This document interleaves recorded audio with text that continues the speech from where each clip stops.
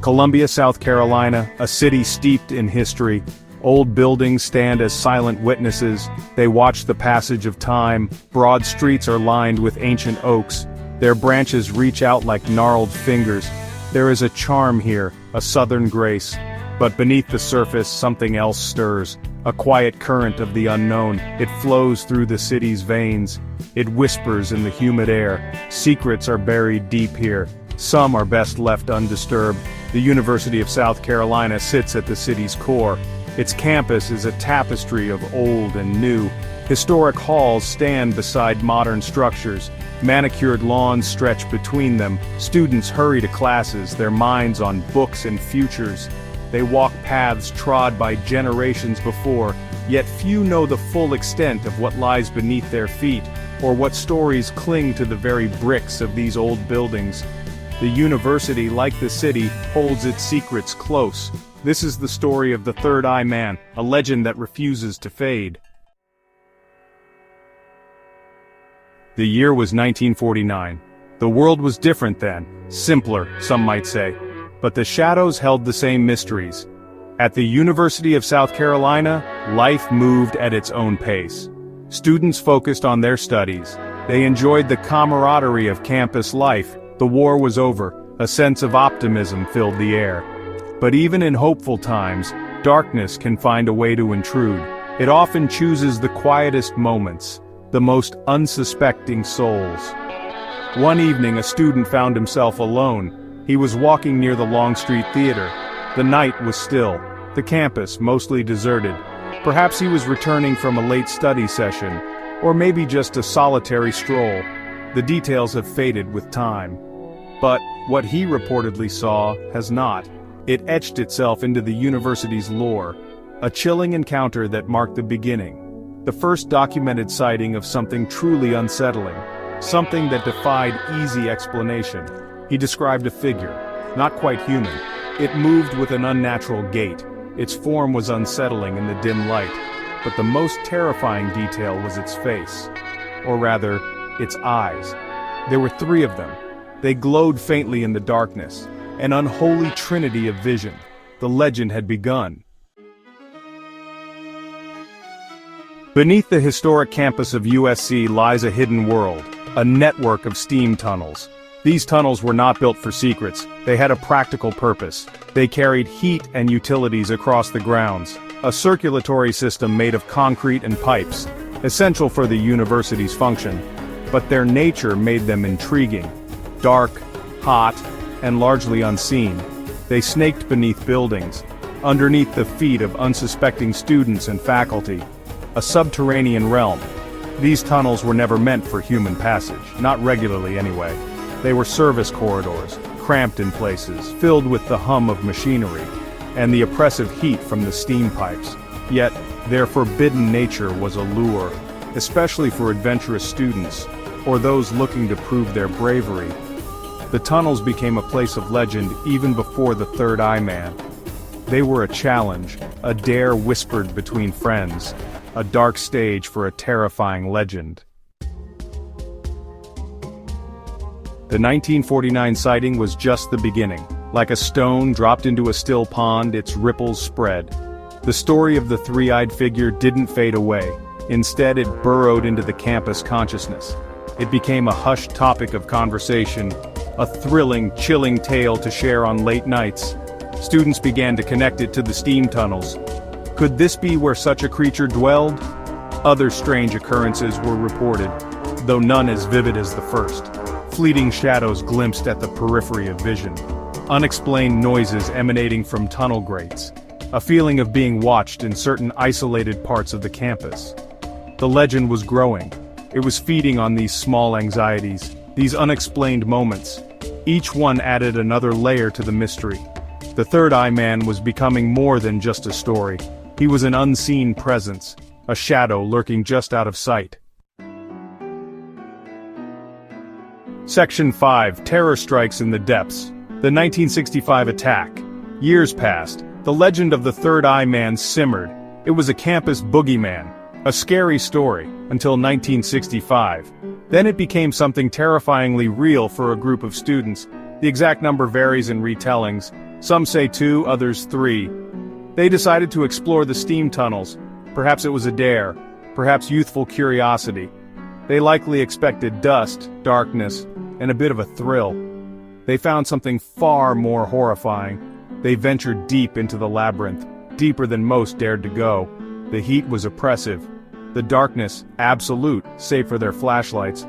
What happened next is pieced together from their terrified accounts. They heard a noise, not the usual hum of pipes, something else, a shuffling sound, a guttural breathing. Then they saw it, or it saw them, the creature from the legends, the Third Eye Man. Its appearance was as shocking as the 1949 report. The encounter turned violent. The creature attacked. There were screams, a desperate struggle in the narrow, hot confines of the tunnel. The students fought for their lives. They scrambled to escape the suffocating darkness. Section 6. The campus holds its breath, fear and officialdom. News of the 1965 attack spread like wildfire across the USC campus. Panic followed. The vague, spooky stories of the past suddenly had a sharp, terrifying edge. Students were genuinely scared. The steam tunnels, once a place for daring exploration, were now viewed with outright terror. They were the confirmed lair of something dangerous, something that had harmed fellow students. The abstract fear had become concrete. It had a name, and it had victims. The university administration faced a serious problem. How do you address a monster? Official statements were likely cautious. They would have emphasized student safety. Perhaps they downplayed the more sensational aspects of the students' claims, attributing injuries to a fall in the dark or a scuffle with a vagrant. Anything but a three-eyed creature. Publicly acknowledging such a thing was unthinkable. It would create mass hysteria. It would damage the university's reputation. The legend was now cemented in blood and fear. Section 7. Searching for answers in the dark, theories emerge. What was the Third Eye Man? The question hung heavy in the air after the 1965 attack. The campus buzzed with theories, each attempt to explain the inexplicable, to shed light on the terrifying darkness. Some turned to the supernatural. Was it a ghost? The tormented spirit of someone who had died on campus? Or perhaps a creature tied to the land itself, disturbed by the university's growth, an ancient entity. These ideas offered a certain chilling comfort. An enemy you can't see is often scarier than one you can. Others sought more earthly, though no less disturbing, explanations. Could it be a human? A deranged individual living in the tunnels? A homeless person perhaps whose appearance had been distorted by the darkness and fear, or, more sinisterly, the result of some secret experiment. The Cold War era was rife with paranoia about clandestine research. Could the university or some hidden agency be responsible for creating such a being? A failed subject, hidden away from the world. This theory had a particular chilling resonance. The truth, if there was a single truth, remained elusive. Each theory had its proponents, each had its holes. The Third Eye Man became a canvas onto which people projected their fears. Section 8. Sealed passages, lingering dread, the tunnels today. In the wake of the 1965 attack and the pervasive fear it caused, the university took action. The steam tunnels, once a shadowy playground, became a liability. Officially, the decision to seal them was for safety reasons, to prevent accidents, to stop unauthorized access. And it made sense. They were dangerous places even without a resident monster. Hot pipes, unstable footing, confined spaces. It was a logical, practical step for the administration to take. Many entrances were welded shut, grates were secured, access points were blocked. The labyrinth beneath the bricks was, for the most part, closed off. But sealing a physical entrance does not always seal a legend. The stories of the Third Eye Man did not end. They simply adapted. The creature was now trapped, some said, making him even more dangerous.